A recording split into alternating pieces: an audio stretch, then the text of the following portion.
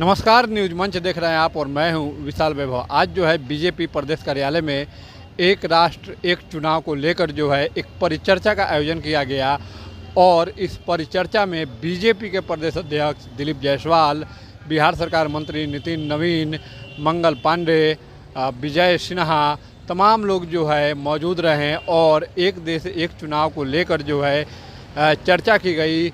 एक देश एक चुनाव के क्या कुछ फ़ायदे हो सकते हैं, इसके बारे में जो है चर्चा की गई। इस दौरान जो है तमाम अधिवक्ता जो है आज इस कार्यक्रम में भी मौजूद रहे। तो क्या कुछ कार्यक्रम का पूरा दृश्य रहा है, छोड़ जाते हैं आपको सभी दृश्य और प्रतिक्रियाओं के साथ। बने रहिए न्यूज मंच के साथ। न्यूज मंच के लिए विशाल वैभव, पटना। हमारे माननीय सम्मानित एवं मुख्य वक्ता श्री एस.टी. संजय जी से आग्रह है कि वो आए और मंच पर विराजमान।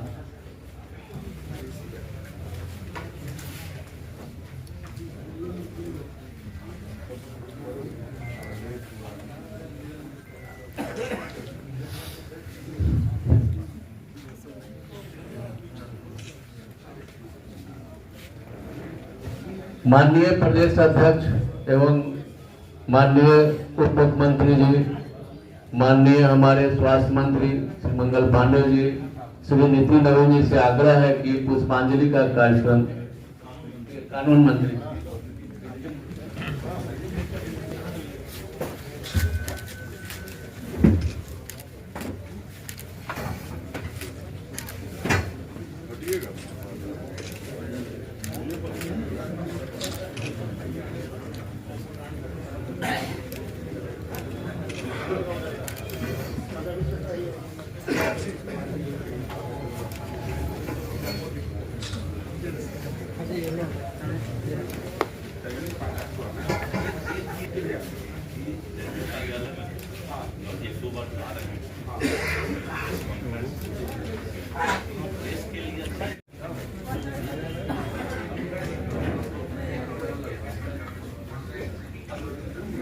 अब मैं माननीय बिहार सरकार के मुख्यमंत्री श्री विजय सिन्हा जी का स्वागत शॉल से श्री सत्येंद्र झा जी करेंगे और मोमेंट और रामनलाल जी को बुला आके श्री मंगल पांडे जी को सम्मानित करें। और मोमेंट जी को श्री सतगुरु शर्मा जी और मोमेंटो से श्री हैरान सिंह जी सम्मानित करें। इतना बड़ा है कि अपनी बोलिए जा रहे हैं।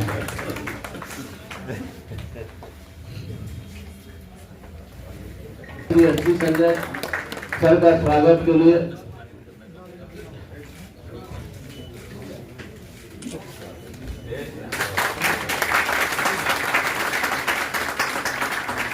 सब लोग वहाँ करा दिए कानून मंत्री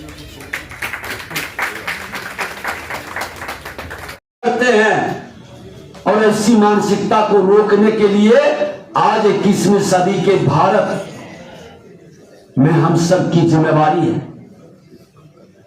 यह सच नहीं का स्वामी विवेकानंद की जयंती जिसको लेकर हम याद करते हैं 19वीं सदी में उन्होंने कहा था 21वीं सदी भारत का होगा, भारत विश्व गुरु बनेगा। 21वीं सदी के 24 वर्ष हम गुजार चुके, 25वां वर्ष में हम कदम बढ़ा दिए। ये 25वां वर्ष पूर्ण यौवन का वर्ष है। ये युवा भारत, युग बदलने वाला, युग परिवर्तन करने वाले युग में हम प्रवेश कर चुके हैं और इसका नेतृत्व जो कर रहे हैं उसने अमृतकाल बेला कहा। अमृतकाल के भावनाओं को जब शताब्दी वर्ष की ओर कदम बढ़ाए तो एक नए भारत जो 19वीं सदी में एक संत की भविष्यवाणी है वो 21वीं सदी में चरितार्थ करने का उस संकल्प को पूरा करने की जिम्मेवारी है। और इस जिम्मेवारी को हमको आपको मिलकर के संविधान के नीति निर्माताओं का लोकतंत्र राज्यों की विधानसभा एक साथ चुनाव करने की भावनाओं को फिर से साकार करना। डॉक्टर भीमराव अंबेडकर की अहम भूमिका संविधान में रही। गरीबों के हित में, दलितों शोषितों के हित में भी एक राष्ट्र एक चुनाव उसके हित में। लेकिन आज उन्हीं की भावनाओं को भड़काकर कभी जातिवाद, कभी क्षेत्रवाद, कभी धर्मवाद की मानसिकता से मेरे लोकतंत्र को लहूलुहान करता है। और मैं तो कहना चाहूंगा कि काले धन और भ्रष्टाचार पर एक राष्ट्र एक चुनाव से रोक लगेगा।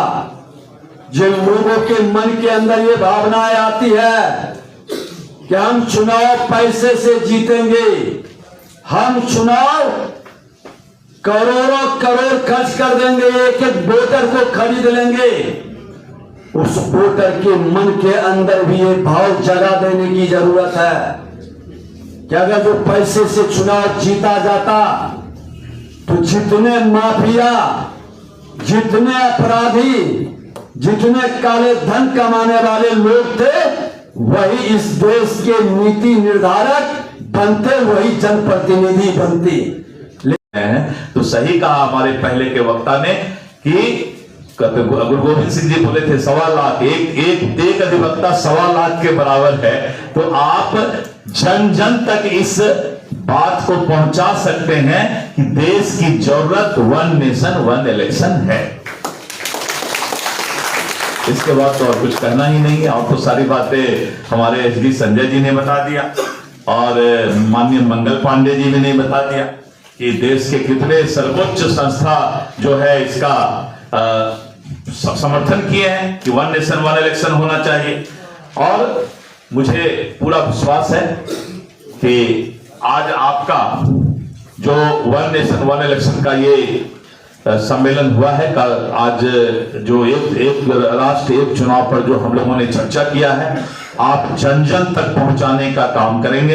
एक भाई साहब ने लिखकर भेजा है, नेहरू के निधन के बाद कांग्रेस पार्टी में इंदिरा गांधी को स्थापित करने की वजह से कांग्रेस पार्टी कमजोर होती गई और इंदिरा गांधी ने जब लाल बहादुर शास्त्री के बाद प्रधानमंत्री पद संभाला, उसके बाद कई राज्यों में की सरकार गिराई गई थी। हाँ सही बात, मैंने वही कहा कि 65 वर्षों में कांग्रेस को तो जब होता था जहां का सरकार गिरा देती थी, और गिराने के बाद क्या हुआ कि कहीं का इलेक्शन कभी, कहीं का इलेक्शन कभी, इसी का ये हालात हुआ। तो कांग्रेस के पाप को हम लोग अब धोने का काम कर रहे हैं और वही कांग्रेस विरोध कर रहे हैं। भैया ज्यादा दिन तक पाप रखोगे तो कैंसर बन जाएगा।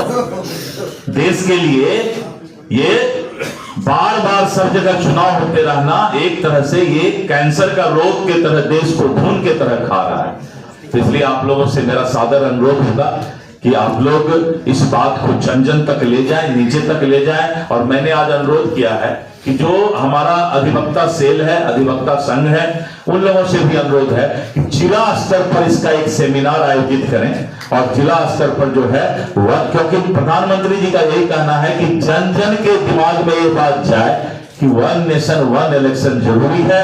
एक दिन में सारा देश अपना काम निपटा लो और फिर 5 साल अपना काम करते रहो। स्वामी विवेकानंद जी का जयंती है। जो अद्भुत व्यक्तित्व उनके अंदर था उसको हम लोग भूल नहीं सकते हैं। आज उनको भी हम लोग नमन करते हैं और आप सभी को हृदय से, मैं उस दिन भी कहा था कि हृदय से होता है, एक हृदय के गहराइयों से होता है, हृदय के गहराइयों से उसमें आप डुबकी भी लगाते रहिए। मैं आपको धन्यवाद देता हूं कि आप भारतीय जनता पार्टी का ऐसा सभागार पाए। बहुत बहुत धन्यवाद। इसका शीघ्र क्रियान्वयन देश होना चाहिए और इसमें 47 राजनीतिक दलों ने भाग लिया है। 47 में से 32 राजनीतिक दलों ने एक राष्ट्र एक चुनाव के संदर्भ में अपना विचार रखा है। तो 80% लोग और लगभग 75% से अधिक दल जिस विचार के साथ है, स्वाभाविक रूप से देश को उस विचार के साथ, उस नीति के साथ आगे बढ़ना चाहिए। और कुछ लोग केवल विरोध के लिए विरोध कर रहे हैं। मैं बताना चाहता हूं, आदरणीय नरेंद्र मोदी जी के नेतृत्व में देश जो आज एक नए रास्ते पे आगे बढ़ चला है, देश जो नई ऊंचाइयों को छू रहा है, देश जो पुराने घिसे पिटे व्यवस्थाओं को बदल के नई व्यवस्थाओं के साथ दुनिया में अपनी पहचान बना रहा है, केवल उसको रोकना चाहते, केवल नरेंद्र मोदी का विरोध करना है। इसलिए देश के हित में भी कोई विचार, कोई नीति आएगी तो हम विरोध करेंगे। यही कुल मिला के मकसद है। उसको कोई क्षेत्रीयता का बहाना दे रहा है, कोई क्षेत्रीय राजनीतिक दल का कुछ कारण बता रहा है। ठीक ही राकेश जी करे थे, क्षेत्रीय राजनीतिक दल की बात होती है तो इस चुनाव को छोड़ दीजिए, तो इसके पहले तो उड़ीसा में 7 ही चुनाव होता है। हमेशा वहां अलग पार्टी की सरकार बन जाती थी और केंद्र सरकार का अलग मत जाता था। आज जनता बहुत परिपक्व है, जो मतदाता है वो परिपक्व है, उसको मालूम है कि राज्य में हमको कौन सी सरकार बनानी है, केंद्र में कौन सी सरकार बनानी है, और उसके मन में जो होता है, उसको जो अच्छा लगता है उस अनुसार निर्णय करता है। और मैं जरूर कहूंगा उड़ीसा का उदाहरण है, ऐसे जो भी राज्य, उन राज्यों के इतिहास को भी यदि हम पढ़ेंगे तो उनका विकास दर वैसे कई राज्यों से बेहतर है, जहां बीच में विधानसभाएं विखंडित हुई हैं, जहां अलग अलग चुनाव होते हैं। ये सब असर पड़ता है। और निश्चित रूप से जो हमारे अन्य